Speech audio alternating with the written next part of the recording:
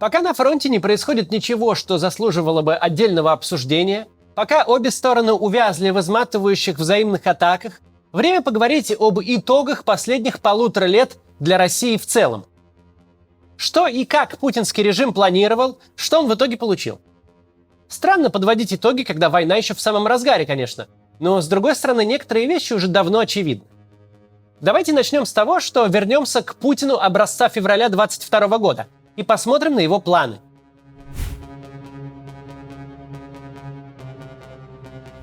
Сегодня мы уже достаточно много знаем о том, как готовилась эта война и как она начиналась. В частности, мы знаем, что эффект внезапности был настолько важен, что в реальные планы был посвящен только ближний круг Путина и самое высокое армейское начальство. И, конечно, американская разведка. Планы вторжения до последнего момента не доводились ни до кого из тех, кто должен был их осуществлять. Ты нарушаешь все правила ведения боевых действий. У тебя не существует никакой вертикали от генштаба до командира батальона, по которой спускаются и расписываются планы. Твой приказ о пересечении государственной границы для твоей армии становится абсолютным сюрпризом. Она думает, что идет на учение. У твоей армии не развернуты тылы, нет запасов продовольствия и топлива, нет актуальных карт местности. И вот вместо учений она вламывается на чужую территорию, совершенно не понимая, что ее там ждет. Причем вламывается с 3 направлений, силами недостаточными даже для одного. С таким начальным раскладом не нужно гадать, на что ты рассчитываешь. Ты рассчитываешь на дурачка. Ты рассчитываешь на Крым 2.0. На то, что одного факта вероломного нападения будет достаточно, чтобы рухнула даже не украинская оборона, но вся украинская государственность. Ты рассчитываешь на то, что 24 февраля 2022 года будет выглядеть примерно так, как 1,5 годами позже выглядел Пригожинский бунт. Войска проходят по мирным городам, если и не встречая активной поддержки, то точно не встречая сопротивления. Все это известно из множества детальных материалов, опубликованных ведущими западными СМИ спустя многие месяцы после начала российской военной агрессии. Но вообще-то мы все это знали и так. У нас перед глазами был настоящий мемориал путинским планам. Та самая колонна Росгвардии, одетая в пластиковые доспехи и вооруженная резиновыми дубинками. Колонна, чьи останки растянулись на километры трассы по пути от белорусской границы к Киеву.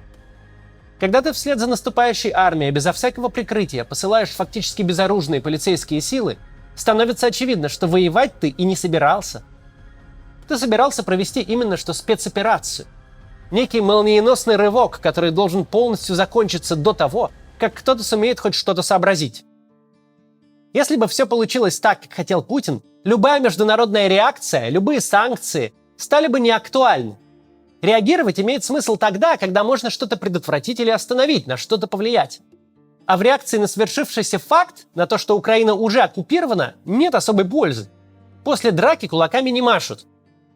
Но главное даже не то, как выглядел этот путинский план А.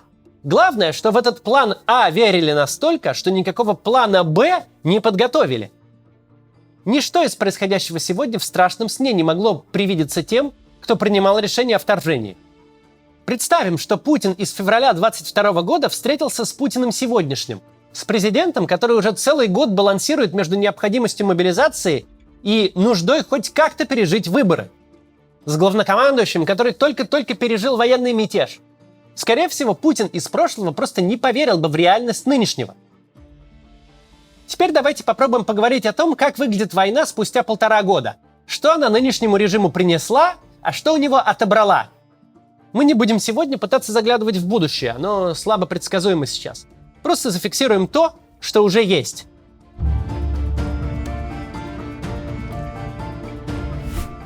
Единственная функция для путинской системы, которую выполняет война и выполняет успешно, она заслоняет собой все. Все темы, которые были содержанием российской политики до 24 февраля прошлого года, от экономики до экологии, сегодня не просто вымерли, сегодня их совестно даже обсуждать. Тот результат борьбы с оппозицией, все оппоненты власти либо уехали, либо сели, либо замолчали, в обычных условиях достигался бы 5, а то и все 10 лет. В условиях войны для этого результата хватило 1 месяца.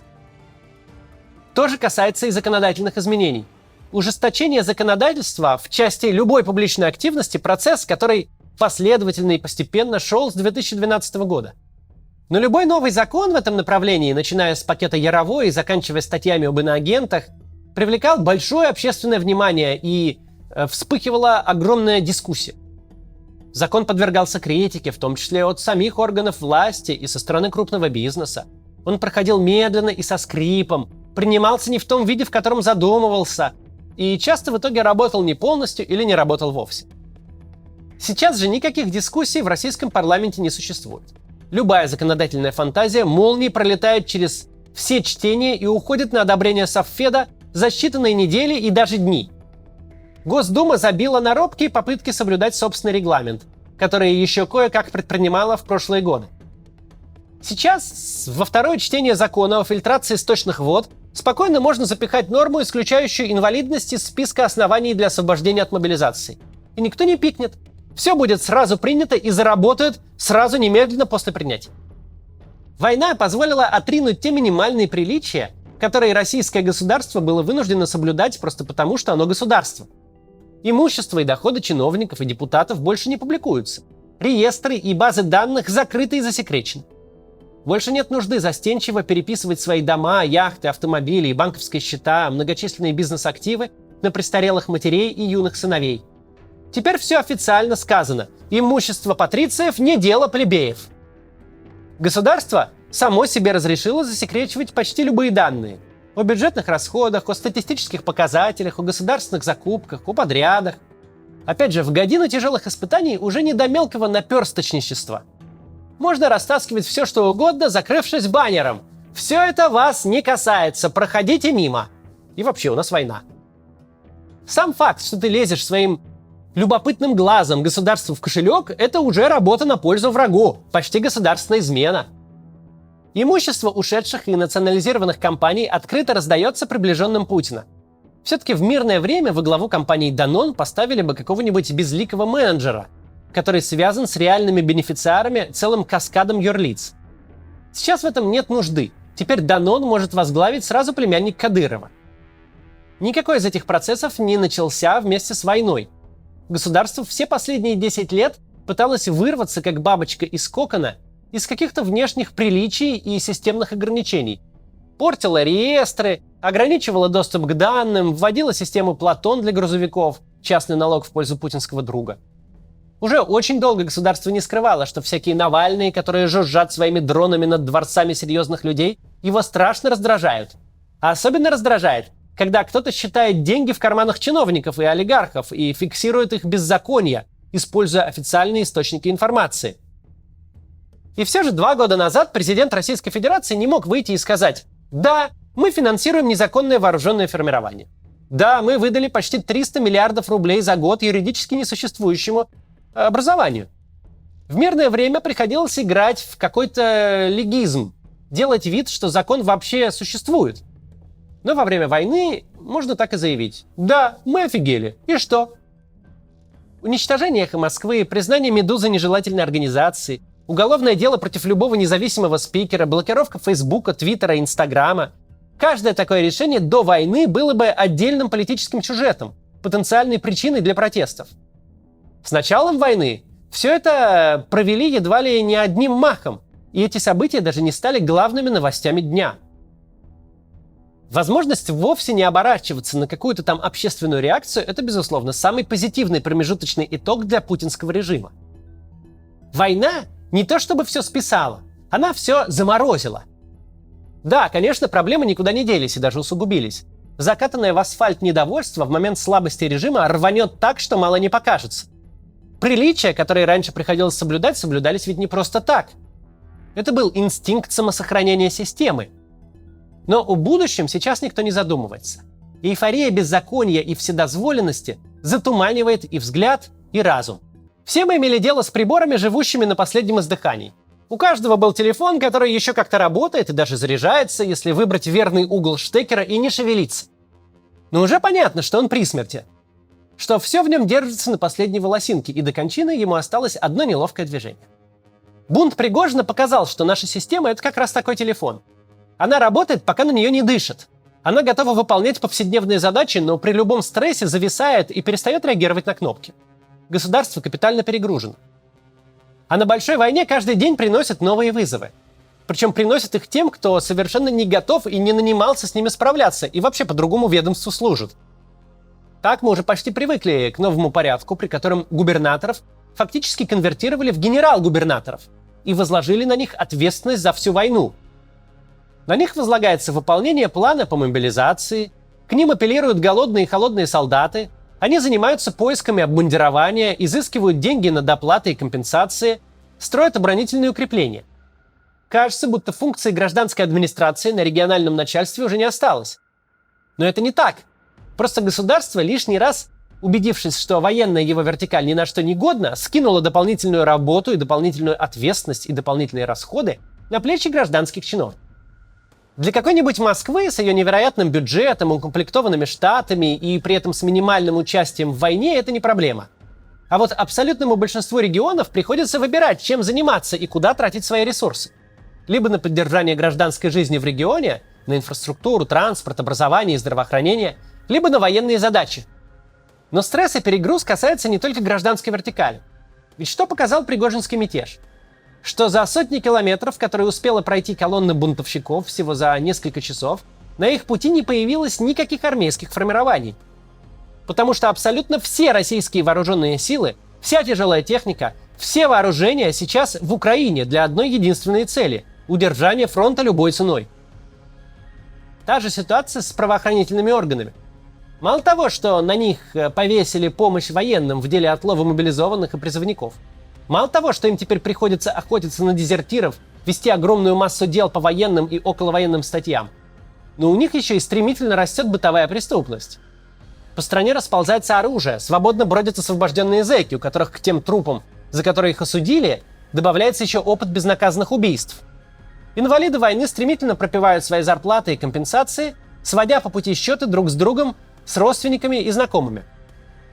Количество преступлений с использованием оружия выросло в разы.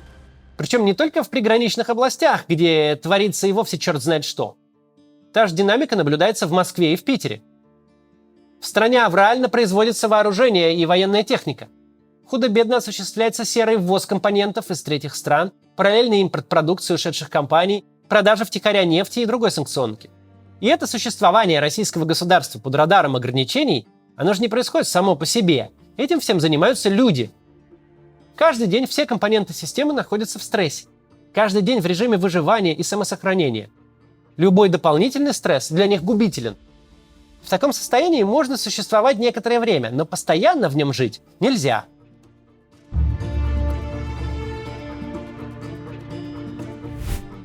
Из этой войны нет выхода. Такой главный итог 1,5 лет. Но правильнее будет его сформулировать немного иначе. В принципе-то выход есть. Если уж в чем мы за эти 1,5 года и убедились на 100%, так это в том, что россиянам плевать на Севастополь и Донецк. Так же, как до этого было плевать на Херсон. Даже воздушные атаки по Москве-Сити и Кремлю, совершенно невиданные за последние 80 лет, не вызвали никакого притока очередей в военкоматы. Если так люди реагируют на события в своей столице, понятно, до какой степени им наплевать на начертание виртуальных границ на чужой территории. Если войну прекратить прямо сегодня, если вывести войска со всех оккупированных территорий, то не последует никакой реакции, кроме общенационального выдоха. Абсолютное большинство будет настолько счастливо возвращению нормы, что не задаст никаких вопросов.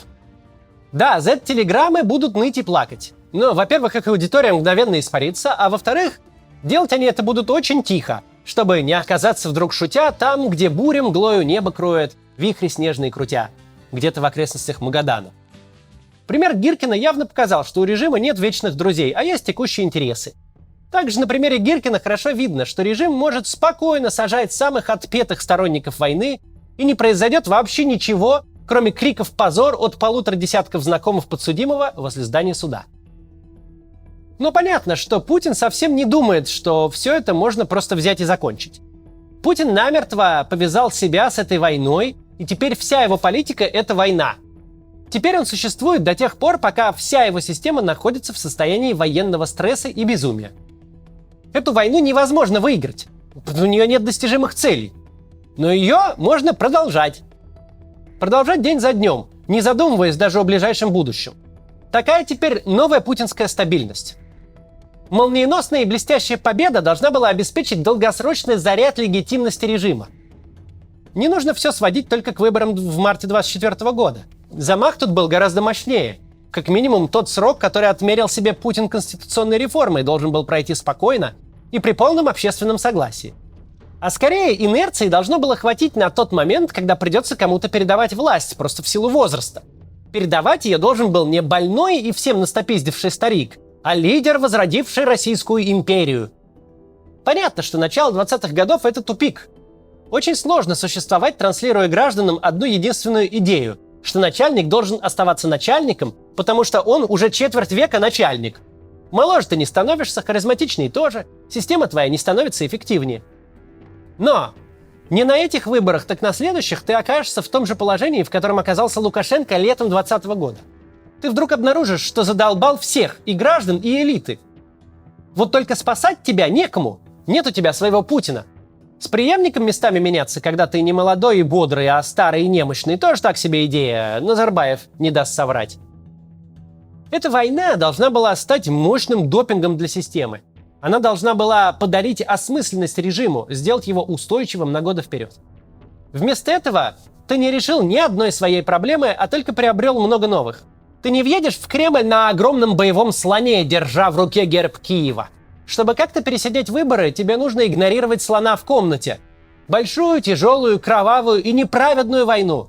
Войну, куда приходится втягивать сотни тысяч людей. Миллионы, если считать их семьи. Допинг оказался наркотиком. Он уже давно не приносит ни радости, ни сил. Но ты просто не можешь остановиться. Ты вынужден увеличивать дозу, несмотря на то, что она тебя убивает. Я не просто так здесь в конце сравниваю нашу систему с наркоманом. Ведь наркоман не умирает в один день. Он годами может ходить по городу живой тенью, движимой единственной целью – добыть дозу, чтобы протянуть еще один день. Он не заглядывает вперед даже на неделю. Его задача – пережить этот день. Те, кто сталкивался с наркозависимыми людьми, знают, до какой удивительной степени эти люди могут быть изобретательны, работоспособны, не ленивы при добыче очередной дозы. Кажется, что эти люди, приложа не столько стараний для любой осмысленной деятельности, были бы чрезвычайно в ней успешны и вообще успешны в жизни. Так же и наша система. Она очень хочет прожить еще один день. Она предлагает к этому такие усилия, которые, пусти их в нужное русло, обеспечили бы стране процветание и экономический рост на долгие годы вперед. Но так же, как и у наркомана, эти усилия не ведут ни к чему, кроме саморазрушения. Именно так выглядит резюме войны спустя 1,5 года. Прежде чем закончить, еще одна песня Шевчука с нового альбома. Опять видеоряд наш, а музыка и слова Юрия Шевчука и Дмитрия Емельянова. До завтра.